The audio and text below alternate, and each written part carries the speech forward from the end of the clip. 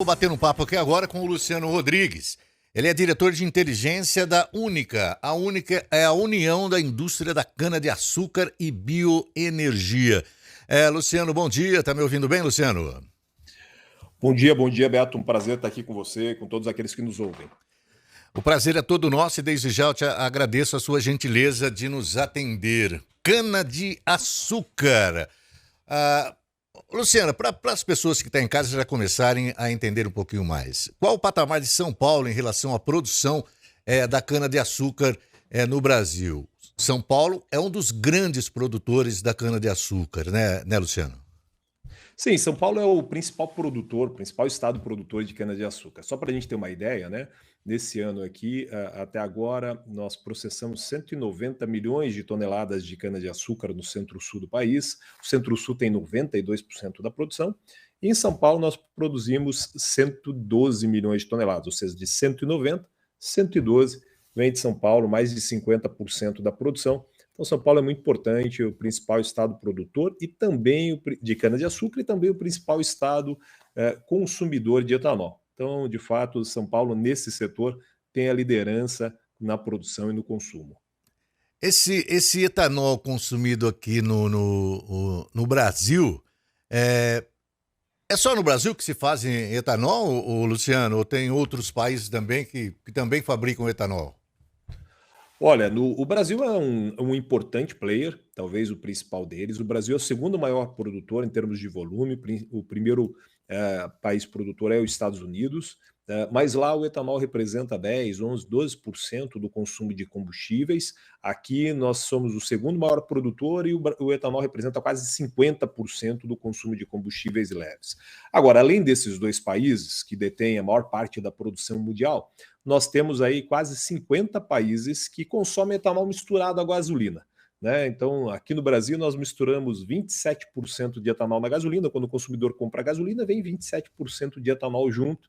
Né? Ele deixa a gasolina, aumenta o poder de octanagem da gasolina, reduz a pegada, melhora a pegada de carbono dessa gasolina, e nós temos 50 países que fazem a mesma coisa. No Brasil, nós temos uma condição diferenciada. Nesses países todos, inclusive nos Estados Unidos, você mistura etanol na gasolina. Aqui, além da mistura, a gente pode comprar o etanol diretamente no posto para abastecer o veículo flex e aí trazer para o consumidor a oportunidade de escolha. E com ela, menor preço e, obviamente, menor emissão de gases de efeito estufa.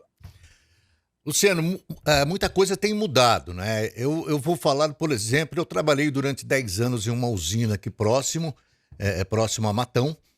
É, Quando eu trabalhei nessa usina, haviam 12 alojamentos nessa usina, com 400 a 450 funcionários da usina em cada um desses alojamentos. Eram milhares de caminhões, facão, né? Esse pessoal tirava a cana no facão e, de repente, foi chegando aí a tecnologia, as máquinas, as colhedeiras que hoje colhe o que 10 homens, 15 homens cortavam num dia, ela colhe em uma hora.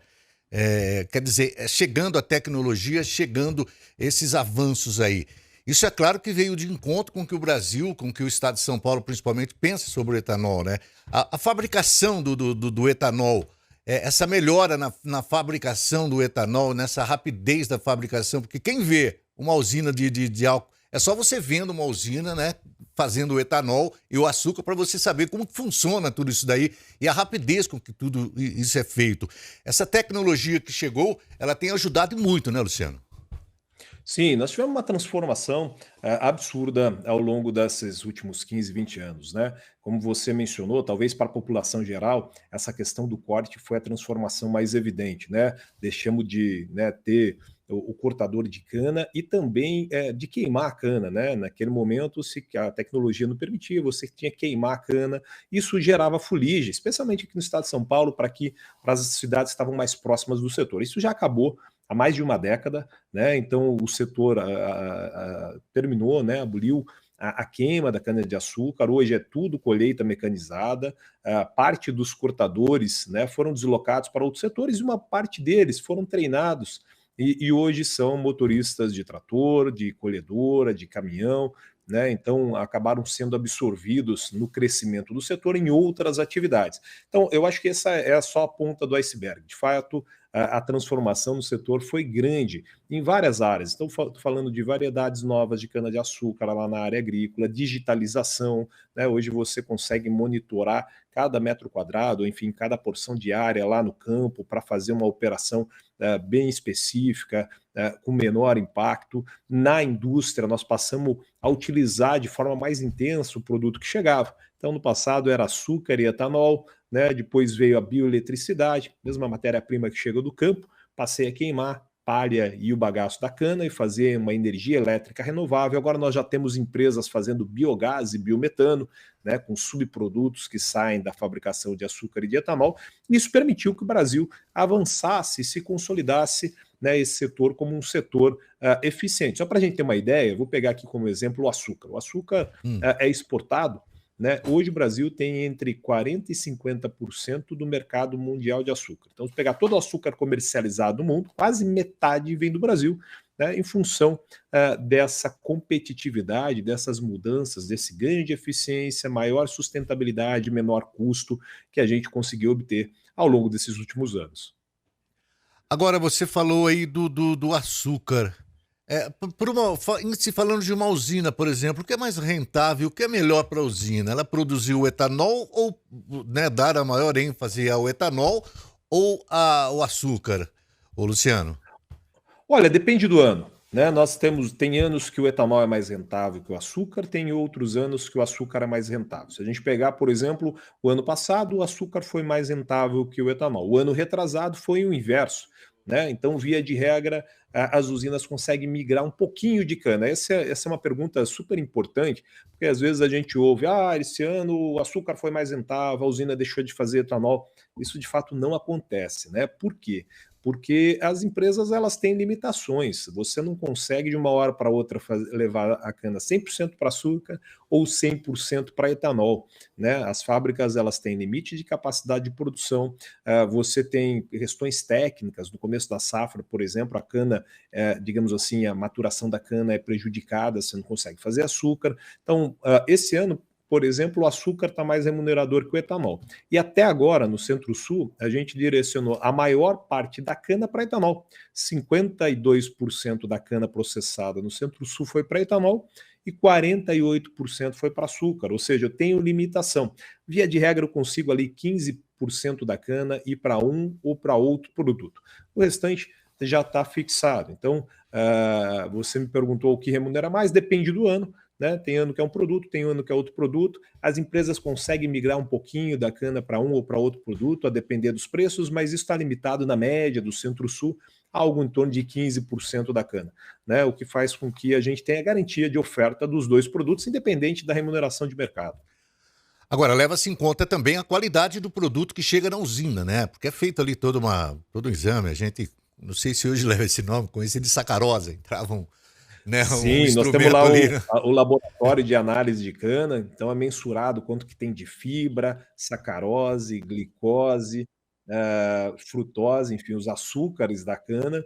E você tem razão, dependendo da qualidade dessa cana, é mais difícil fazer etanol, é mais fácil fazer açúcar ou vice-versa. Então, quando eu tenho, por exemplo, uma concentração maior de sacarose na cana, ela cristaliza com mais facilidade. Quando eu tenho uma proporção maior de glicose e frutose, é mais difícil fazer açúcar, tem que fazer etanol. Então, esse é um outro elemento. É por isso que não dá para fazer 100% de açúcar ou 100% de etanol, isso nunca aconteceu. A gente consegue migrar ali, como eu mencionei, 10, 15% da produção, a depender desses aspectos todos.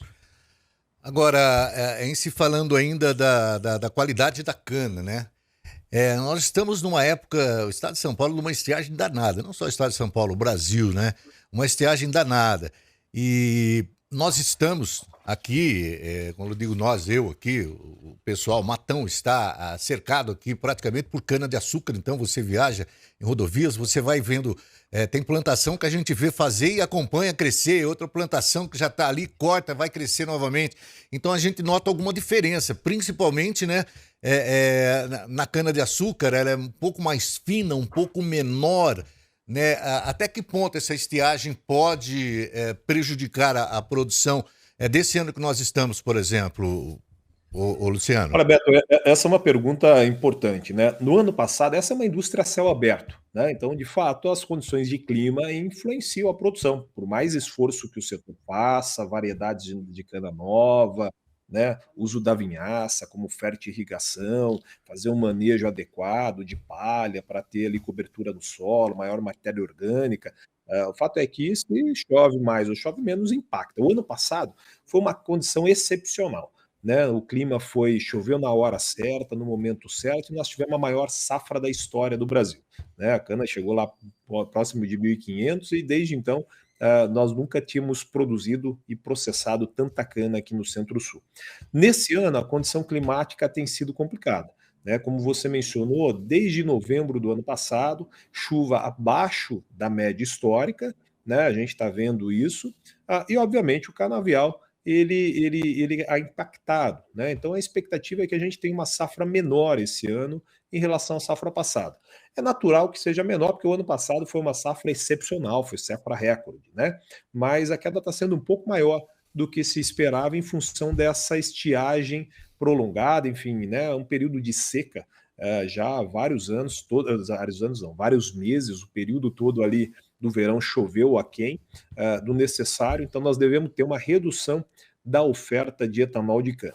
Né? Em contrapartida, nós estamos tendo um crescimento da oferta de etanol de milho, de tal maneira que possivelmente uma coisa compense a outra e a gente continue tendo um volume bastante satisfatório para o mercado interno.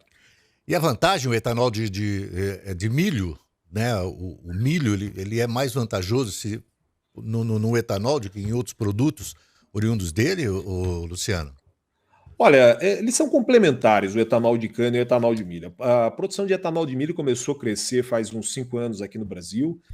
Nessa safra deve representar entre 18% e 20% da produção aqui no Centro-Sul, né? E ele tem ido para áreas onde a cana tem menos aptidão e também para áreas onde você produz outros grãos. Via de regra, 70% da produção de etanol de milho está no Mato Grosso, pois tem um pouco em Goiás, um pouco no Mato Grosso do Sul, e basicamente naquela região você tinha plantio de soja e depois a área ficava parada. Soja é uma planta de ciclo curto, 3, 4 meses, depois a área ficava inutilizada. Então o que aconteceu? O produtor começou a fazer milho de segunda safra. No mesmo ano agrícola, aproveita a área de soja, colhe a soja, planta o milho, e esse milho é direcionado para a fabricação de etanol. Né? Então a gente conseguiu intensificar a área, né, fazer 2 safras numa mesmo calendário agrícola, produzir etanol, e ao final do processo de etanol ainda se tem o óleo de milho, né, que é produzido por essas indústrias, e também o DDG, né, um subproduto, uma mistura ali, tem um pouquinho de carboidrato, especialmente, né, fibra e proteína que vão para a alimentação animal. Então a gente tem aqui no Brasil, né, além do avanço e aperfeiçoamento da produção a partir da cana, um crescimento que aconteceu a partir do etanol de milho, de segunda safra, intensificando a área no centro-oeste, em locais onde a cana tinha menos aptidão, e isso faz com que a gente complemente a oferta, né? Cana eu não consigo armazenar, milho eu consigo armazenar, e tem algumas características diferentes. Na cana, né, dezembro, janeiro, fevereiro e março não tem como colher, chove, né? O etanol de milho eu produzo 12 meses, então uma coisa vai complementando outra e fortalece, né? Dá uma segurança maior para o suprimento de etanol aqui para o mercado interno. E falando até em aptidão da cana-de-açúcar, eu conversei na semana passada com o presidente do Sindicato Rural de Taquaritinga, uma cidade vizinha aqui, e entre as falas dele veio uma preocupação, né, em virtude desta seca. Segundo ele, alguns pomares, alguns produtores podem migrarem para outros locais do Brasil, onde a chuva acontece com mais frequência, porque a laranja está sofrendo muito com isso, né, com esse tempo, com essa estiagem aqui no estado de São Paulo. Você acha que a cana-de-açúcar corre esse risco de migrar para algum local, se continuar esse tempo assim, que a tendência é que continue, Luciana? Você acha que corre esse risco de a produção começar a avançar outros estados, deixando São Paulo? Olha, eu acho que no caso da cana é um pouco mais difícil, porque a cana ela precisa estar do lado da indústria, né? A cana-de-açúcar, 70% da cana é água, então o transporte da cana-de-açúcar é muito caro, né? Então, via de regra, a plantação de cana está ali até 30, 40, 50 quilômetros ao redor da indústria. Então, se eu migrar a plantação para outro estado, teria que migrar as indústrias também. Então, imagino que no caso da cana é mais difícil, mas você tem razão quando a gente olha a condição climática, ela tem oscilado mais. 2021 nós tivemos também uma seca histórica, a produção de cana no Brasil caiu 80 milhões de toneladas, foi a maior queda da história. 2022 restabelecemos parcialmente, 2023 foi a maior safra da história e agora de novo estamos com uma estiagem, né? Então isso acho que traz para dentro do setor a necessidade de buscar variedades mais resistentes a secas, de pensar no manejo diferenciado da lavoura, e traz um ponto importante também relacionado à mudança climática, né? Essa alteração do clima que você mencionou, né? E essa necessidade de reduzir as emissões de gases de efeito estufa, traz uma preocupação na produção de cana, mas também traz oportunidade lá na frente, na venda de etanol, bioeletricidade, biogás, biometano, porque o mundo vai precisar de energia renovável que emite menos gases de efeito estufa. Só para dar um exemplo, no caso do etanol, Uhum. quando comparado com a gasolina, ele reduz até 90% as emissões de gases de efeito estufa. Um consumidor que põe um tanque de etanol por semana, ao longo das 52, 53 semanas do ano, o que ele deixa de evitar de gases de efeito estufa é equivalente ao que seria absorvido pelo plantio de 22 árvores. Então, só para a gente ter uma medida de comparação, se eu abastecer um tanque de etanol por semana, é como se eu tivesse plantado, para efeito de gás de efeito estufa, plantado 22 árvores. Então, aqui no Brasil, essa preocupação com o clima que impacta a produção também traz oportunidade para a energia, para a bioenergia renovável que a gente produz lá na ponta. E tem um cálculo aí de quanto se utiliza de álcool e de gasolina? Porque a gente vê matérias aqui, por exemplo, em tal estado a vantagem hoje é gasolina, em outro estado não, a vantagem é o etanol. A gente vê essa diferença acontecendo, né? Mas no bruto aí, qual que é, Luciano, a utilização do álcool e do etanol, se comparar do álcool e da gasolina, né? O etanol e a gasolina, em comparando os dois no consumo no Brasil. Perfeito. Se a gente, no Brasil, nós temos então o álcool, o etanol que nós consumimos diretamente nos veículos e temos o etanol que é misturado à gasolina. Quando a gente compra a gasolina no posto aqui no Brasil, tem 27% de gasolina, né? Ele aumenta a octanagem da gasolina, reduz as emissões da gasolina. Então, se a gente somar o etanol que é misturado na gasolina, mais o etanol que a gente compra e põe diretamente no veículo flex, o etanol deve representar aí algo próximo de 45% de toda a energia consumida pelo setor de veículos leves, né? E lá na bomba, o consumidor tem que fazer sempre essa comparação, né? Se a gente pensar sob o ponto de vista econômico, eu vou olhar o preço do etanol, dividir pelo preço da gasolina. A gente sabe que o etanol rende um pouquinho menos, ele aumenta a potência do veículo, reduz gases de efeito estufa, mas rende um pouquinho menos, ali uns 75% quando comparado à gasolina. Então, se esse parâmetro ficar abaixo de 75%, compensa etanol, né? Desde agosto do ano passado, o etanol está super convidativo aqui no estado de São Paulo, né? Na última semana ele representou 65% do preço da gasolina, diferença na média do estado de quase R$ 2 por litro,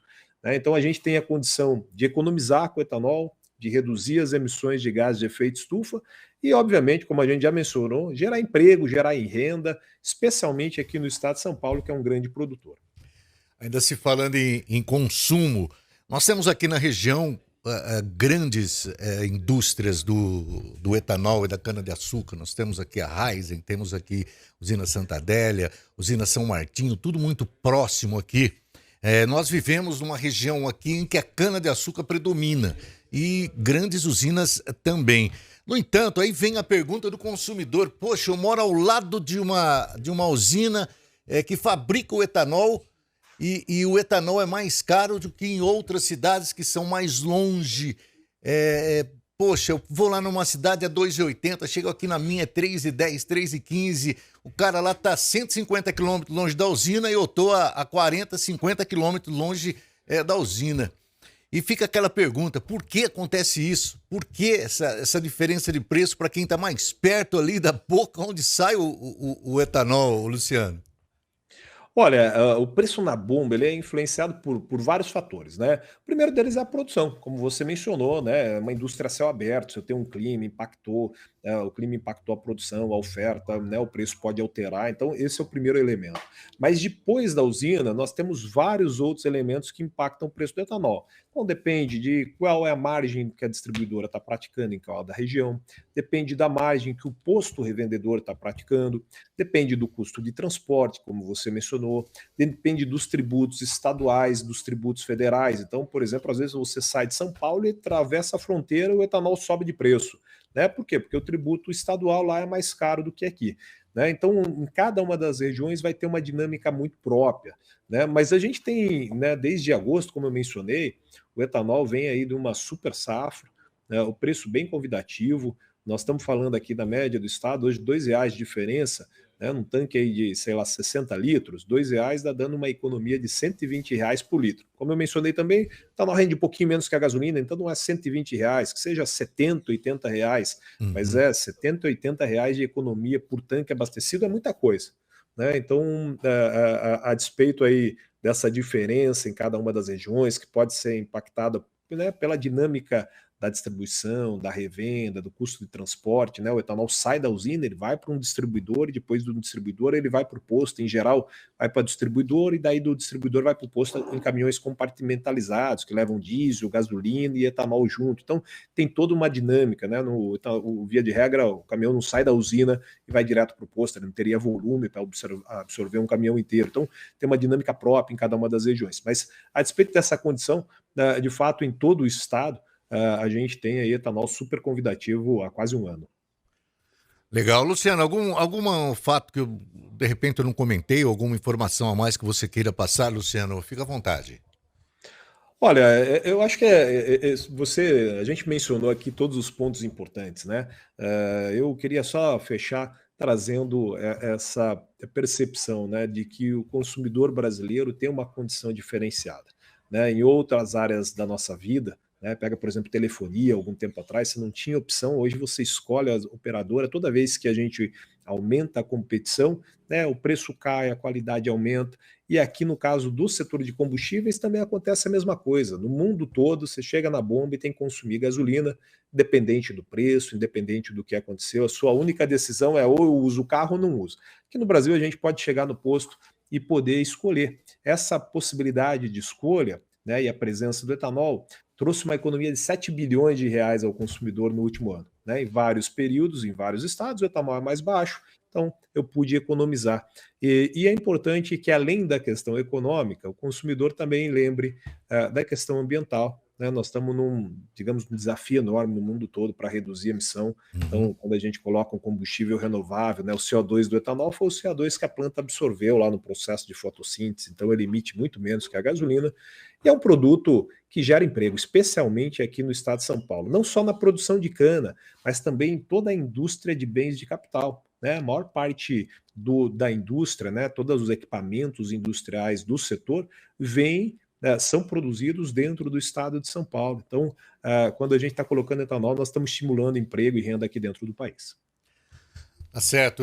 Luciano, eu quero agradecer mais uma vez a sua participação, muito legal a sua entrevista. Você falou de uma forma que quem está nos acompanhando pela TV ou pelo rádio entendeu tudo isso. Eu agradeço mais uma vez a sua participação, Luciano. Beto, eu que agradeço mais uma vez a oportunidade e o espaço aqui, desejar para todo mundo aí bom dia, um bom feriado amanhã aqui no estado de São Paulo. Obrigado.